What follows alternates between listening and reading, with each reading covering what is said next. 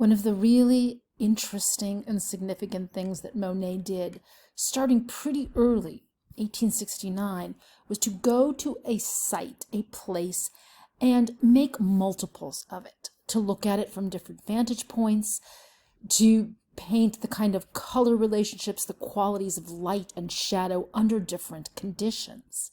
So here we have the spot that was a kind of a fashionable swimming spot outside the city where the urbanites would go to relax, enjoy the pleasure of water and nature, have picnics.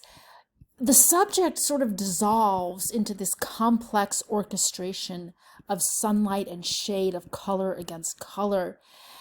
But it's interesting that Monet chose to try here a view in which we have the boats in the deep, dark shade, and the deep, dark shade of the tree covers much of the middle space, versus here when we're at a different angle and there's a kind of a warm green drenching the whole field of space. So by the 1870s, he's more and more making series of paintings of a subject matter that compels him to paint it. He returns again and again to La Gare Saint-Lazare, which is a train station, the major hub for the modern railway network, which allowed urban Parisians to head out of town for those swimming parties and boating excursions. Now, this is interesting because this is sort of not a painting of the kind of world of pleasure and sunlight. This is actually a deafening and disorienting space, right? With all the smoke coming from the train's chimney, the metal structure that is the modern disorienting space of industrialization. It's a very inhuman scale. The figures are just little blobs of color. But what's especially interesting is that Monet wants to look at it again and again under different conditions and see the changing qualities of sensation, he would say. That was the word the Impressionists used. The sensations aroused by the kind of warm glow at this time of day under these conditions, with the canopy of the roof letting in light and the smoke of the train looking blue against the golden tones, versus here the deep, rich blacks, more blue, very little warm color. And Monet runs with this idea. By the 1890s, he is self-consciously setting out to work on a series based around a theme. And one of his most famous is his series of wheat stacks, or haystacks, in which we see here stacks of wheat as they're bundled and prepared at the end of summer. We see them in this very beautiful, warm but pale buttery light, the casting of these lavender blue shadows, all these tones of pink lavender merging with the greens, very luscious tones, a sense of a glowing, ripe field. And then he looks at it, the same stacks of wheat, or stacks of wheat around in the farms around his home. In Giverny was his home where he lived, and there were farms ringing his village area. So he's looking at the stacks of wheat as he walks out to them now in autumn at the end of day, and you can feel the chill. And he's really interested in the effect of that chill expressed through this particular blue-green that has more white in it than what we saw, and the way this pink is tinging the wheat stacks, this kind of very hint of frostiness that's just beginning to make itself known. And then he builds on that with here wheat stacks with early morning frost, where now that lavender has gotten so light, lots of white mixed in, and look at the sky. Even the sky seems cold, even though it's blue and yellow and pink. We see the quality of the white frost and the way the white frost is making the grasses yellow, green, tinged with lavender shadows. and then here in the deep winter snow.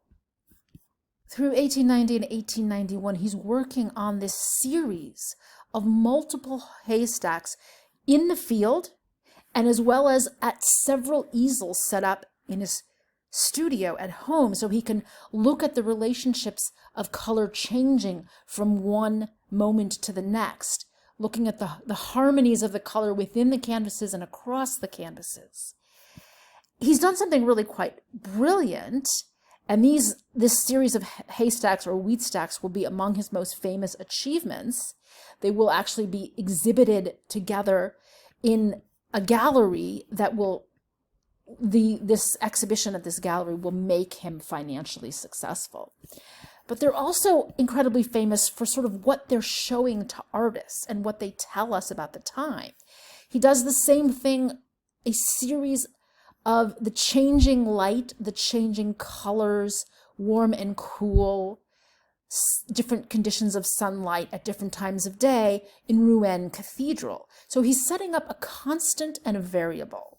The constant is the subject matter, this very famous French cathedral of well-loved, well-known structure. And the variable is how we see that structure under different conditions. And so what happens is Rouen Cathedral, which looks so solid and fairly well defined here, in another painting dissolves into deep blue shadow, seems to melt into the changing conditions of the sun meeting the cool shadow, the darkness as perhaps the sun is setting. In building these works as a series and exhibiting them as a series, he's inviting the viewer to understand his process as showing us the unfolding of time as it registers on our senses. By seeing the painting one after another under these changing conditions, we essentially are aware of our own act of perception as a dynamic field of responsive sensory engagement with a changing environment. He was not the only Impressionist to be interested in kind of multiple views of the same subject. Pissarro also did that, showing us the Place du Théâtre, the boulevards, as they looked in the misty, rainy, lavender pink, vague haziness, versus how they look under the sunlight in the crisper conditions. But Monet took that impulse to look at multiplicity in time. He took that impulse further than most of his colleagues. So he's really showing us the implications of Baudelaire's statement of modernity being the transitory, the fugitive, the contingent.